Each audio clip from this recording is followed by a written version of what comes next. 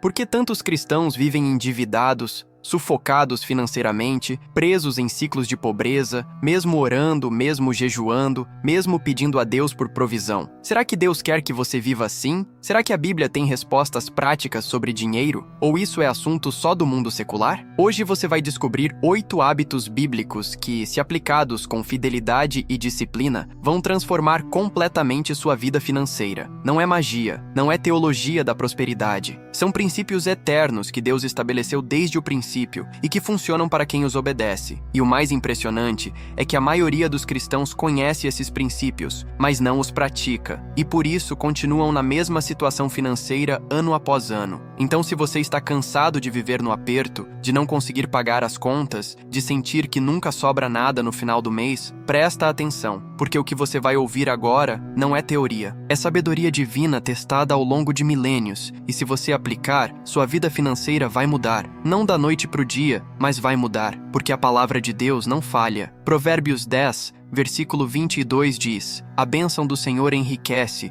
e não traz consigo dores. Deus quer te abençoar financeiramente, mas Ele tem princípios, e se você ignorar os princípios, você não vai experimentar as bênçãos. Então vamos aos 8 hábitos. O primeiro hábito é honrar a Deus com as primícias. E aqui entra o tema mais polêmico entre cristãos: o dízimo. Muitos dizem que dízimo é da lei, que não é para a nova aliança, que é invenção de pastor para ficar rico. Mas vamos ver o que a Bíblia realmente diz. Malaquias 3, versículos 8 a 10. Deus faz uma pergunta direta: roubará o homem a Deus? Todavia, vós me roubais e dizeis: em que te roubamos?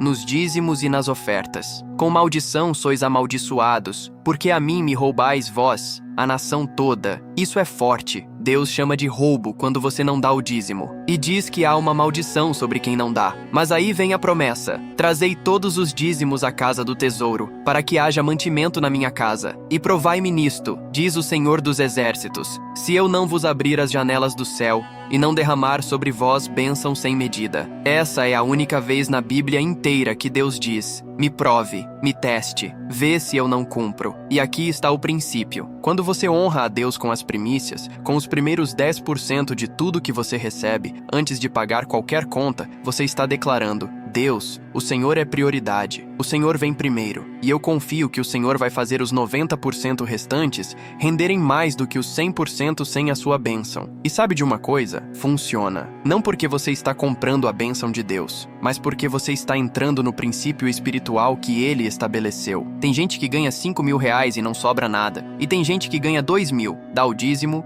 e sobra. Por quê? Porque quando você honra a Deus, Ele repreende o devorador, Ele protege suas finanças, Ele faz o pouco render muito. E isso não é mágica, é obediência gerando bênção. O segundo hábito é fugir de dívidas como se foge do pecado. Provérbios 22, versículo 7 diz: o rico domina sobre o pobre, e o que toma emprestado é servo do que empresta. Quando você se endivida, você se torna escravo, você perde liberdade, você perde paz, e você amarra seu futuro a um fardo que vai sugar sua energia, sua alegria e sua fé. A cultura do mundo te ensina a parcelar tudo, a financiar tudo, a comprar agora e pagar depois. Cartão de crédito, empréstimos, consórcios, financiamentos. E antes que você perceba, você está devendo mais do que ganha. E aí começa o desespero. As contas não fecham, os juros comem seu salário. E você entra num ciclo vicioso que parece não ter saída. Mas a Bíblia é clara. Romanos 13, versículo 8. A ninguém devais coisa alguma, exceto o amor. Deus quer que você viva livre de dívidas. E isso não significa que você nunca pode financiar uma casa ou um carro, mas significa que você precisa ter sabedoria.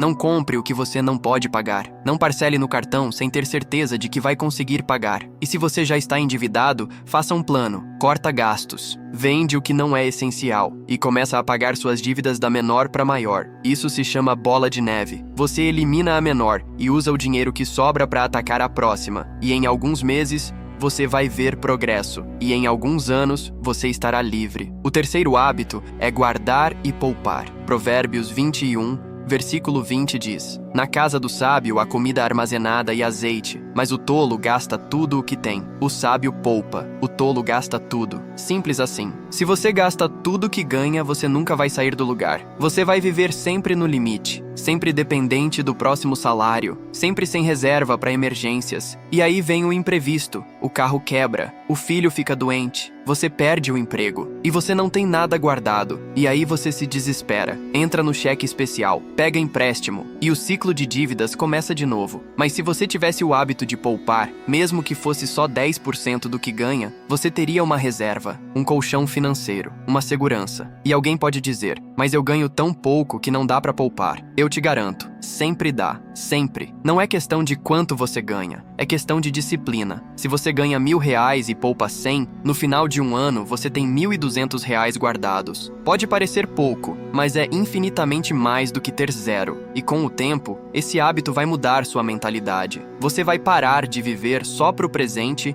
e começar a planejar o futuro. Provérbios 30, versículo 25 fala das formigas. Elas não têm supervisor, mas no verão armazenam comida para o inverno. Elas pensam à frente, e você precisa fazer o mesmo. Poupe nos tempos de fartura para ter reserva nos tempos de escassez. Porque os tempos de escassez vêm, e quando vierem você vai agradecer por ter sido sábio. O quarto hábito é trabalhar com excelência e dedicação. Colossenses 3, versículo 23 diz: tudo o que fizerem, façam de todo o coração, como para o Senhor, e não para os homens. Quando você trabalha, você não está trabalhando só para o seu chefe, você está trabalhando para Deus. E Deus vê seu esforço, Deus recompensa sua dedicação. Mesmo que seu chefe não reconheça, Deus reconhece. Tem gente que reclama que ganha pouco, mas não se esforça. Faz corpo mole no trabalho, chega atrasado, sai mais cedo, faz o mínimo possível. E aí fica esperando promoção, aumento, bênção. Mas não funciona assim. Provérbios 12, versículo 24 diz: a mão dos diligentes dominará, mas os preguiçosos serão submetidos a trabalhos forçados. Se você quer prosperar,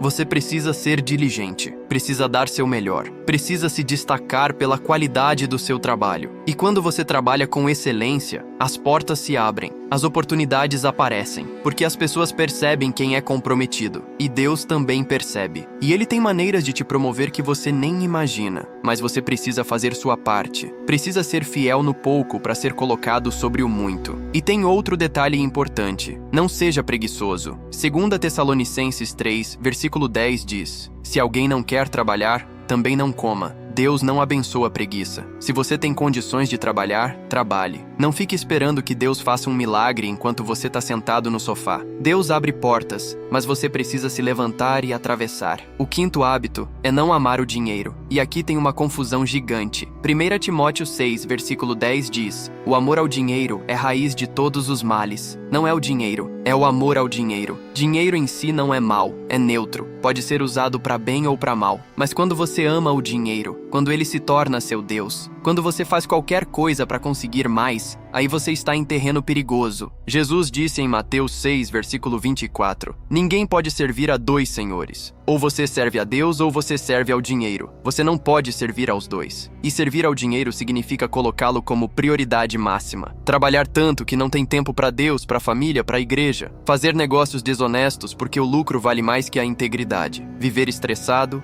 ansioso, com medo de perder o que tem. Hebreus 13, versículo 5 nos ensina: seja a sua vida sem avareza. Fiquem contentes com o que vocês têm, pois Deus mesmo disse: nunca o deixarei, nunca o abandonarei. Contentamento, essa é a palavra. Você pode trabalhar para melhorar de vida, mas não pode viver insatisfeito. Não pode viver sempre querendo mais, sem nunca estar em paz com o que tem, porque aí você vira escravo da ganância. E a ganância nunca é saciada. O sexto hábito é ser generoso. Lucas 6, versículo 38 diz: deem e lhe será dado. Uma boa medida, calcada, sacudida e transbordante será dada a vocês. A generosidade abre portas espirituais. Quando você dá, você está declarando: eu confio que Deus vai suprir. Eu não estou preso ao que tenho. Eu reconheço que tudo vem dele e por isso eu posso compartilhar. E generosidade não é só para quem tem muito, é para todo mundo. Jesus viu a viúva pobre colocar 2 moedinhas na oferta e disse que ela deu mais que todos os ricos, porque ela deu do que precisava, não do que sobrava. E Deus honrou aquilo. Provérbios 19, versículo 17 diz: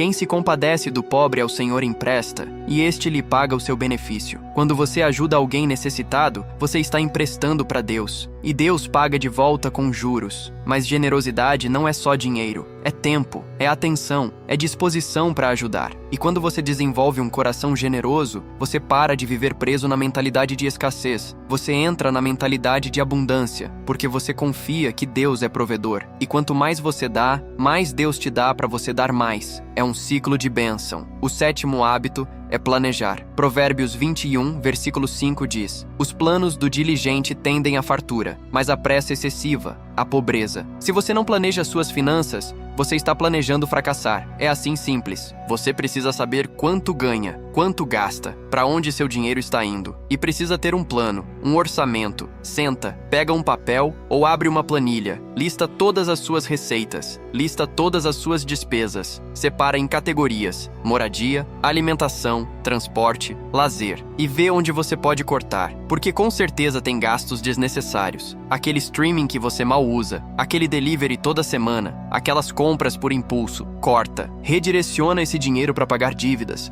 para poupar, para investir. E planeje para o futuro. Não só para o mês que vem, mas para o ano que vem. Para daqui a 5 anos. Para daqui a 10. Onde você quer estar financeiramente? Quanto você quer ter guardado? E o que você precisa fazer hoje para chegar lá? Lucas 14, versículos 28 a 30 fala sobre isso. Jesus diz que ninguém começa a construir uma torre sem antes calcular o custo. Você precisa saber o que vai precisar e planejar para conseguir. E tem mais. Planeje seus impostos, planeje suas aposentadoria. Não deixe tudo para a última hora. Não viva só o hoje sem pensar no amanhã, porque o amanhã vem e se você não se preparou, você vai sofrer. O 8º e último hábito é buscar primeiro o reino de Deus. Mateus 6, versículo 33 é a base de tudo. Buscai, pois, em primeiro lugar, o seu reino e a sua justiça, e todas estas coisas vos serão acrescentadas. Se você colocar Deus em primeiro lugar, Ele cuida do resto. Se você prioriza o reino, Ele provê suas necessidades. E isso não é desculpa para ser irresponsável. Não é para você cruzar os braços e esperar que o maná caia do céu. Você precisa trabalhar, poupar, planejar, fazer tudo o que já falamos, mas você faz tudo isso confiando que Deus é a fonte, não o emprego, não o salário, não o investimento,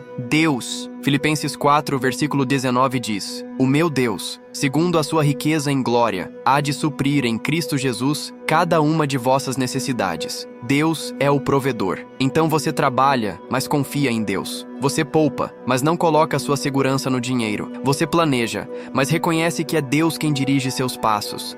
E quando você vive assim, você tem paz. Mesmo quando as coisas estão apertadas, você tem paz. Porque você sabe que Deus não falha. Ele sempre cuidou de você. E sempre vai cuidar. Agora vamos recapitular os 8 hábitos para você não esquecer. Primeiro, honre a Deus com o dízimo. Segundo, fuja de dívidas. Terceiro, poupe sempre. Quarto, trabalhe com excelência. Quinto, não ame o dinheiro. Sexto, seja generoso. Sétimo, planeje suas finanças. Oitavo, busque primeiro o reino de Deus. Esses 8 hábitos não são difíceis, mas exigem disciplina, exigem perseverança e exigem fé, porque você vai ter momentos de dificuldade, momentos em que vai parecer que não está funcionando. Mas continue, não desista, porque a palavra de Deus não volta vazia. E se você aplicar esses princípios, você vai colher os resultados. E quero que você entenda uma coisa: Deus não mede prosperidade só pelo tamanho da conta bancária. Prosperidade bíblica é ter o suficiente para suprir suas necessidades, ajudar outros